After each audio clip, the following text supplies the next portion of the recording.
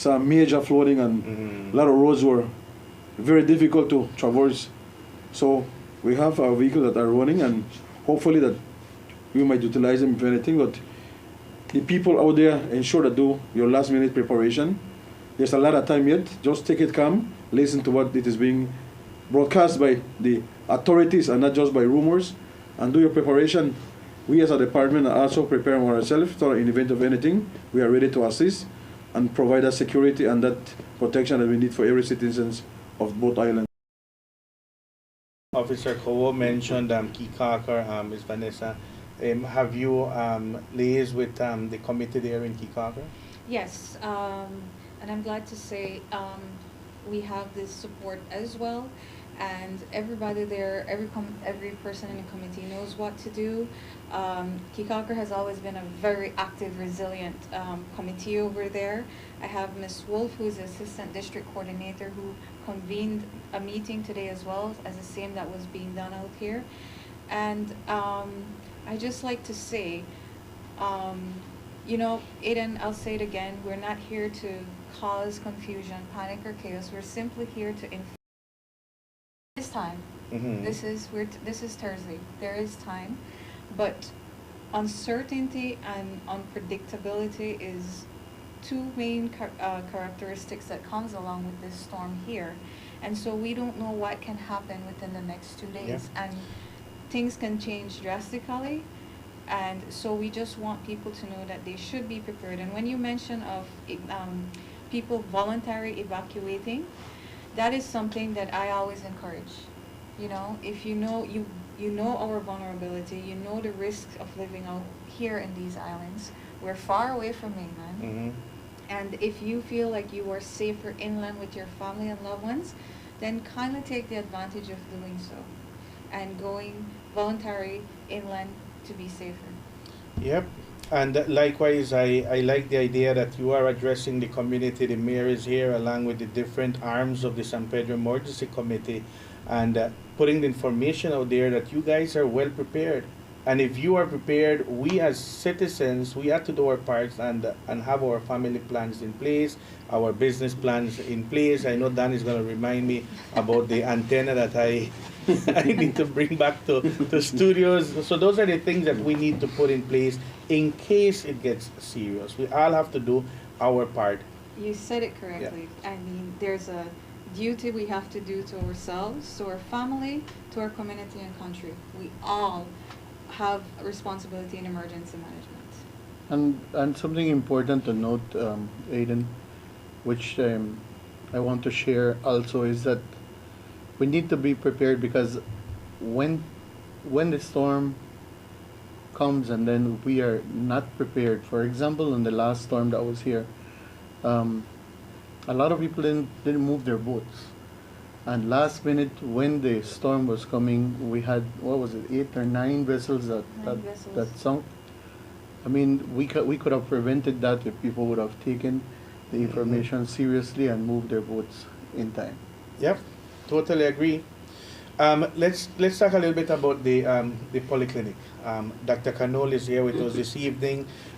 Your plans are in place? Yes, so our plans are already in place, and just to reiterate what I think everyone has been saying, there's so much uncertainty, and this is not a call for panic, but one for us to be prepared. That way, if something were to happen serious, we would actually be in a place of advantage. As it pertains to the polyclinic, yes, we have shutters up. We do have our first aid kits ready to go in the event that the shelters are open for people who are staying in the shelters.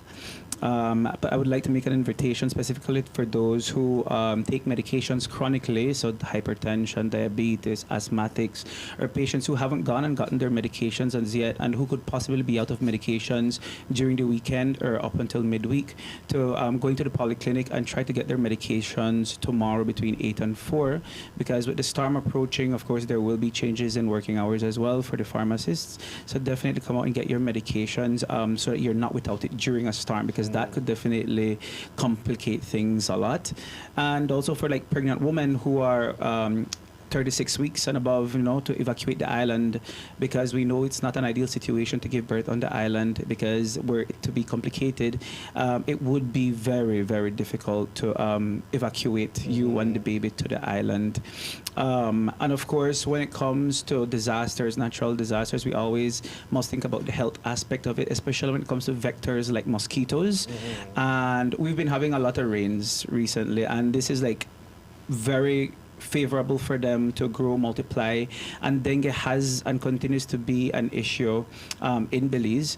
And so we'd like to urge the public, like if you have any rubbish lying around before the storm or even after the storm, to get rid of these recipients that could possibly collect water, and then we could then decrease the amount of vectors that actually are being born, and decrease dengue in the community in San Pedro as well, because we don't need further complications. Yeah.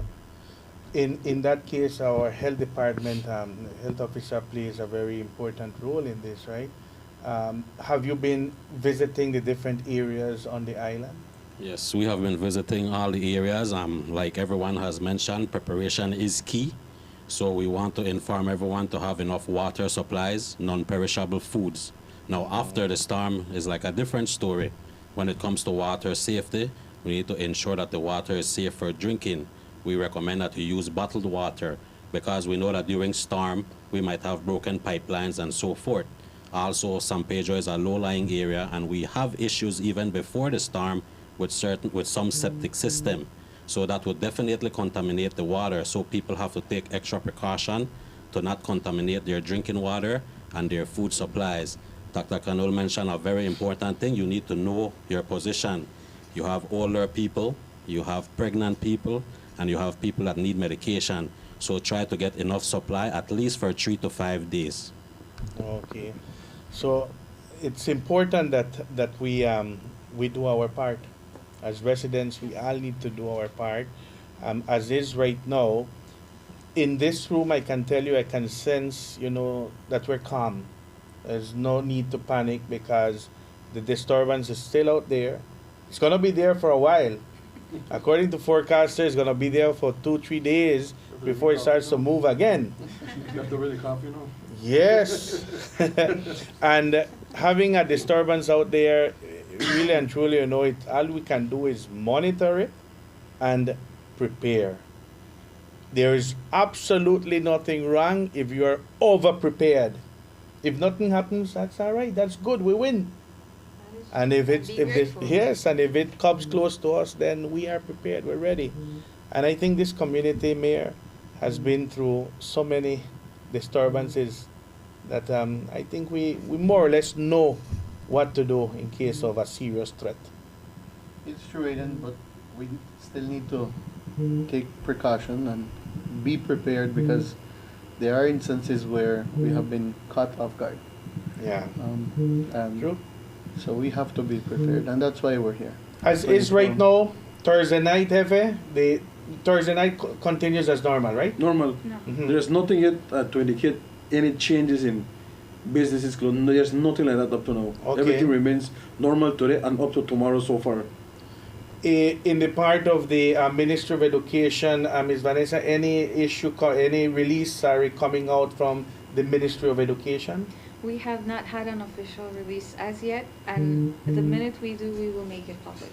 But as of right now, we do not have an official release. So classes as normal tomorrow. Classes should be as normal tomorrow. All right, very good. So that's where we are this evening. Tomorrow you're having a meeting again, Mayor, with the with San Pedro Emergency Committee. Yes, we're meeting roughly around 1 o'clock, we said? Yes, we've set our meeting around 1 o'clock. And it's just continuous updates throughout the day Okay. as well too, from different committees, and just being prepared, staying vigilant. Not because we use the words uncertainty and unpredictability, that means we should just breathe a sigh of relief and be Mhm. lackadaisical in our preparations. No, the storm is coming, and we should prepare for, especially those in the low-lying areas that you're prone to be flooding. We will do a release when it comes to the opening of shelters as well. So we will be sharing that with the public, and of course, we're going to come here again Mhm. tomorrow to give you an update and to inform the residents of the islands what is going on, what is the changes. I was trying to follow the latest coming out from the National Hurricane Center, and currently, when I checked the latest report, which was at 6 o'clock, 35 minutes ago, it stated that an Air Force hurricane hunter was currently investigating the area. So more than likely, there's going to be an intermediary, that's how they call it, a report coming out Release, yes. by the National Hurricane Center, and we'll be able to follow. As is right now, as everyone has been saying, if it remains in open waters, there's a high probability that it will develop stronger. Yes. Maybe a strong tropical storm or a hurricane one, we don't know. But if it's close to land or overland, then it could break it up. So it's a matter of just monitoring what happens there off the coast of Honduras. They have been receiving a whole lot of rain Yes. from yesterday, today, and tomorrow, and Saturday, Sunday. And that rain and that storm, all indications are that it will be coming our way. How strong will it be? We don't know. Where will it hit? We don't know. That's a projected path. But look how wide it is. From the southern part of the country all the way to parts of Mexico. And guess who's in the middle? Really. All right. So we need to continue to monitor this disturbance. Mayor, is there any other piece of info that you'd want to share this evening before we close this segment? Yes, definitely. Our staff at the town council has been out there cleaning out drains, clearing out certain areas that have been obstructing the flow of water.